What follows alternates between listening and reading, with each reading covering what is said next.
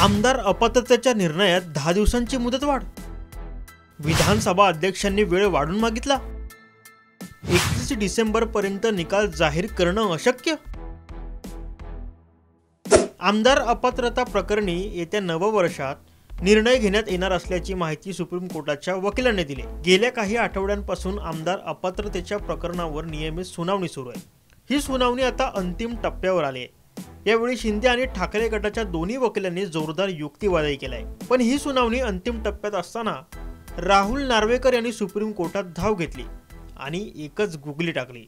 आज विधानसभा अध्यक्षांनी सुप्रीम कोर्टाला असं सांगितलं की जो तुम्ही मला शिवसेनेसंबंधी अपात्रतेबद्दल जो शिवसेनेच्या आमदारांबद्दल निर्णय घ्यायचा आहे त्याच्यात तुम्ही मला सांगितलं होतं की 31 डिसेंबरपर्यंत निर्णय द्यावा। त्यांनी असं सांगितलं की मी 20 डिसेंबरला ह्याच्यात आर्ग्युमेंट क्लोज करणार आहे आणि माझा फैसला जजमेंट जो आहे तो रिझर्व्ह ठेवणार आहे।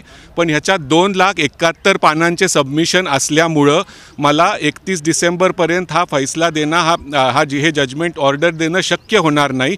तर मला 3 आठवड्याचा वेळ वाढवून द्यावा।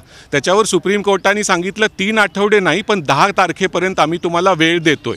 तर 10 तारखेपर्यंत आता स्वतः राहुल नार्वेकरांनी मान्य केलं आहे सुप्रीम कोर्टाचं म्हणणं त्यांच्या वकिलांनी की आम्ही 10 तारखेपर्यंत शिवसेनेसंबंधीचा निर्णय देऊ। तर 10 तारखेपर्यंत शिवसेनेच्या आमदारांच्या अपात्रतेबद्दल शिवसेना आणि उद्धव बाळासाहेब ठाकरे शिवसेना यांच्या अपात्रतेबद्दल निर्णय हा 10 जानेवारीपर्यंत येईल। शिवसेनेच्या दोन्ही गटाच्या आमदारांची उलट साक्ष नोंदवण्यात आले। तसंच दोन्ही वकिलांमध्ये खटके उडाले।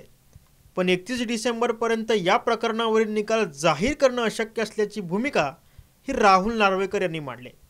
त्यानंतर सुप्रीम कोर्टाने काय सांगितलं हे देखील पाहूयात। राहुल नार्वेकरांचं असंच म्हणणं होतं की मी दिवस रात्र याच्यात सुनावणी घेतलेली आहे पण फक्त मला 2,71,000 पानं असल्यामुळं 20 तारखेला मी हे जजमेंट रिझर्व्ह ठेवणार आहे। म्हणजे 20 नंतर ह्याच्यात ह्या आमदारांच्या अपात्रतेबद्दल काहीच सुनावणी अध्यक्षांपुढे ती संपेल पण त्यांना जजमेंट मग रिझर्व्ह ठेवायची आहे आणि त्याला त्याच्यात वाचावं लागेल। जजमेंट द्यायच्या आधी त्यांना 3 आठवडे पाहिजे होते 31 डिसेंबर नंतर म्हणजे 21 जानेवारीपर्यंत। पण कोर्टाने त्यांना 10 जानेवारीपर्यंतचा वेळ दिलेला आहे।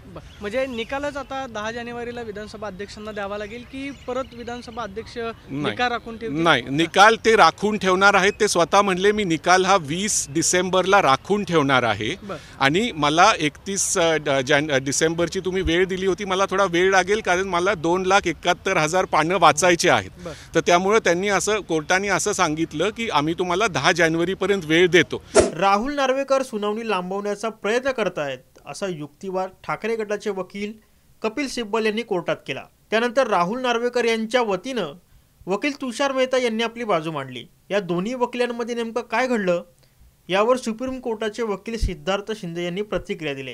राहुल नार्वेकरांनी स्वतःच मान्य केलंय की त्यांच्या वकिलांनी पण आत्ता मान्य केलंय की 31 डिसेंबरच्या ऐवजी मला जास्त वेळ पाहिजे होता। तर त्यांनी मान्य केलंय की 10 जानेवारी ही शेवटची डेडलाईन सुप्रीम कोर्टाने सांगितलंय। त्यामुळे शिवसेनेसंबंधी जो निर्णय घ्यायचा आहे अपात्रतेचा तो त्यांना 10 जानेवारी किंवा त्याच्या आत द्यावाच लागेल आणि तो जो निर्णय असेल तो मग नंतर परत चॅलेंज होईल कोर्टात। कपिल सिब्बलांनी नेमकं काय अपोज केलं या सगळ्या? नाही, कपिल सिब्बलांचं म्हणणं होतं की यांचा लांबवायचा प्रयत्न आहे वगैरे। पण तुषार मेहता जे राहुल नार्वेकरांसाठी अपियर झाले त्यांनी म्हटले की मला एक थोडे 2-3 आठवडे जास्त पाहिजेत। 3 आठवड्याच्या ऐवजी एक 10 दिवसाचा वेळ त्यांनी सुप्रीम कोर्टाने त्यांना वाढवून दिलेला आहे। त्यामुळे आता हे निश्चित आहे की 10 जानेवारी किंवा त्याच्या आत शिवसेनेबद्दलचा निर्णय राहुल नार्वेकरांना द्यावा लागेल। तो कोणत्या बाजूने असेल हे राहुल नार्वेकरांनाच माहीत आहे। सुप्रीम कोर्टाने विधानसभा अध्यक्षांना एक प्रकारे मोठा दिलासा दिलाय। त्यामुळे आता राहुल नार्वेकर काय निर्णय घेणार, हा निकाल कुणाच्या बाजूने लागणार, निकाल लागल्यानंतर दोन्ही गटाची पुढील भूमिका काय असणार, आता याकडेच आता सर्वांचं लक्ष लागलंय। ब्युरो रिपोर्ट, साम टीव्ही न्यूज, दिल्ली।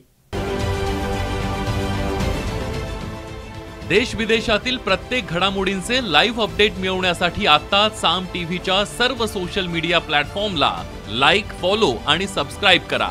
तसंच सर्व नोटिफिकेशनसाठी बेल आयकॉन प्रेस करायला विसरू नका।